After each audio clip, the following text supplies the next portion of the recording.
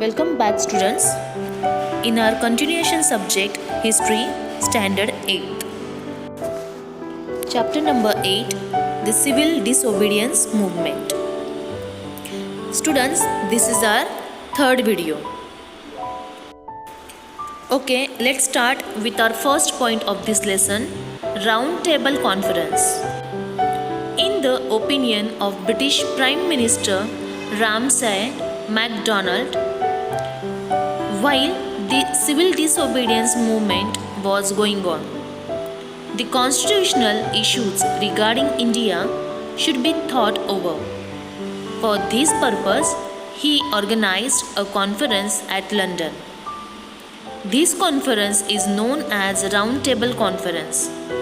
In the period between 1930 to 1932, 3 Round Table Conferences were organized. Okay, let's understand about this 3 Round Table Conferences. Okay, so the 3 Round Table Conferences of 1932 were a series of peace conferences organized by the British government and Indian political personalities to discuss constitutional reforms in India. These started in November 1930 and ended in December 1932.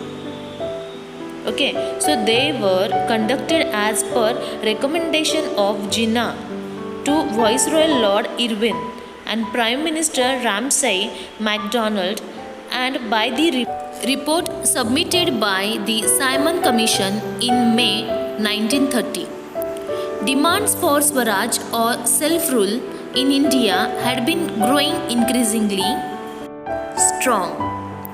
B.R. Ambedkar, Muhammad Ali Jinnah, Sir Tej Bahadur Sapru, V.S. Srinivasa Shastri, Sir Muhammad Jafarullah Khan, K.T. Paul, and Miraben are key participants from India.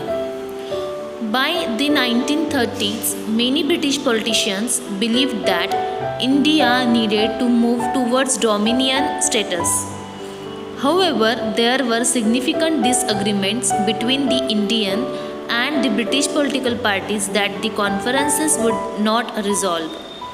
The key topic was about constitution and India, which was mainly discussed in that conference. So there were 3 round table conferences from 1930 to 1932.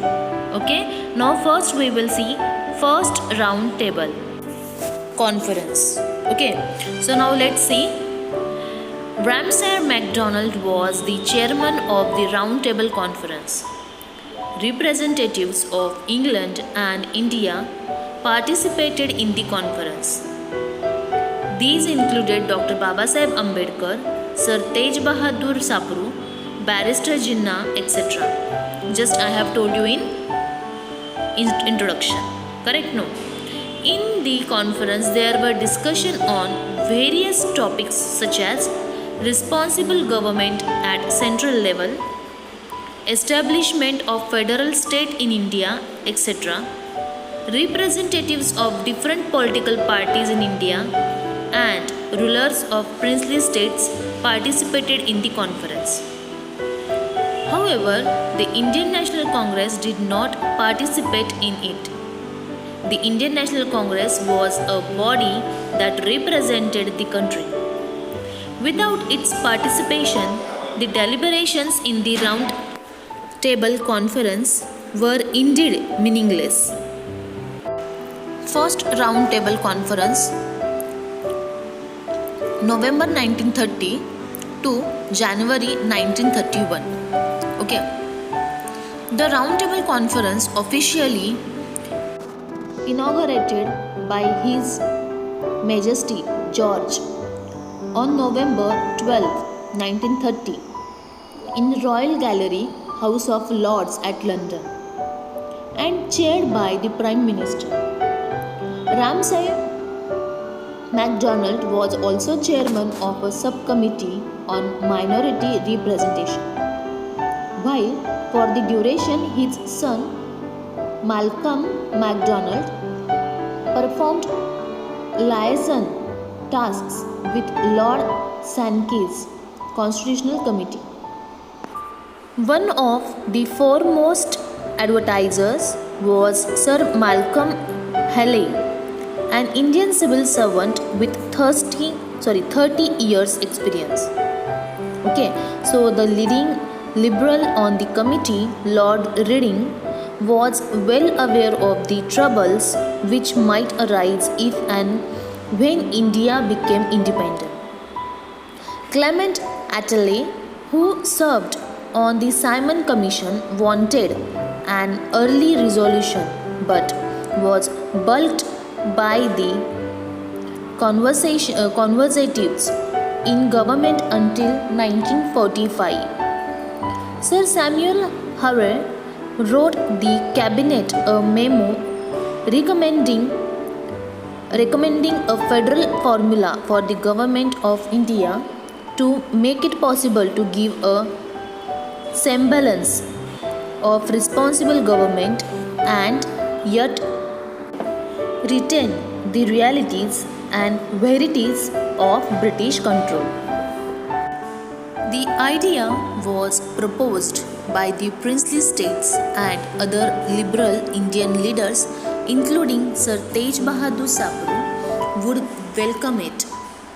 The minority Labour government hoped to win the support of liberal and conservative colleagues in Parliament for a responsive Indian government at central and provincial levels and a conservative legislature. The 8 British political parties were represented by 16 delegates. There were 58 political leaders from British India and 16 delegates from the princely states. In total, 74 delegates from India attended the conference. However, the Indian National Congress, along with India business leaders, kept away from the conference. Many of them were in jail for their participation in civil disobedience movement. Lord Irwin made a controversial statement declaring that India should be eventually granted dominionship. After discussion in Delhi in December 1929, Gandhi had refused to attend the London meetings. In accordance with the law, the Viceroy arrested Gandhi, sending him to prison. However, the Mahatma's presence would prove vital for the conference success. In culmination of events were settled by the Gandhi-Irwin Pact 1931. A chastised Gandhi wanted the peaceful end to civil disobedience demanded by the Viceroy and his council. Lord Irwin was triumphant, but the Simon Commission had failed to gauge the determination of Indian opinion to ultimately bring independence. The conservatives were disgusted. The whole conference was manipulated by the Socialist Party, said Churchill, to achieve the result they had set before themselves from the beginning, namely the conferring of responsible government at the center upon Indians. Okay, now we will see Gandhi-Irwin Pact. What is that? Okay, now let's see. The British Prime Minister expressed his hope of participation of Indian National Congress in the second round table conference. In view of the appeal made by the Prime Minister, the Viceroy released Mahatma Gandhi and other leaders from prison. Thus, a conducive atmosphere was created for the Congress to discuss the issues freely. A pact was signed between Mahatma Gandhi and Viceroy Irwin which is known as the Gandhi-Irwin Pact. According to this pact, the British government assured that the system of responsible government would be added in the proposed constitution of India. Consequently, Indian National Congress withdrew the civil disobedience movement and agreed to attend the Round Table Conference. Okay students, now let's learn more about Gandhi-Irwin Pact. Okay, so this pact was a political agreement signed by Mahatma Gandhi and Lord Irwin, Viceroy of India. Okay, on 5th March 1931, before the second Round Table Conference in London. Before this, Lord Irwin, the Viceroy, had announced in October 1929 a vague offer of dominion status for British occupied India in an unspecified future and a roundtable conference to discuss a future constitution. The second roundtable conference was held from September to December 1931 in London. The two leaders, as Sarojini Naidu described Gandhi and Lord Irwin, had 8 meetings that totaled 24 hours. Gandhi was impressed by Irwin's sincerity. The terms of the Gandhi-Irwin Pact fell manifestly short of those Gandhi prescribed as the minimum for a truce. Okay, now these are proposed conditions. First, discontinuation of Salt March by the Indian National Congress. Second, participation by the Indian National Congress in the second Roundtable Conference. Third, withdrawal of all ordinances issued by the Government of India imposing curbs on the activities of the Indian National Congress. Fourth, withdrawal of all prosecutions relating to several types of offences except those involving violence. Fifth, release of prisoners arrested for participating in the Salt March.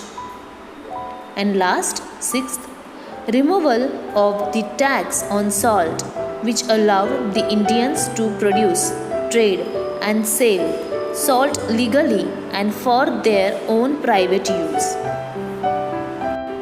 Students, I hope you must have understood. Further part we will see in next video. Till then, thank you.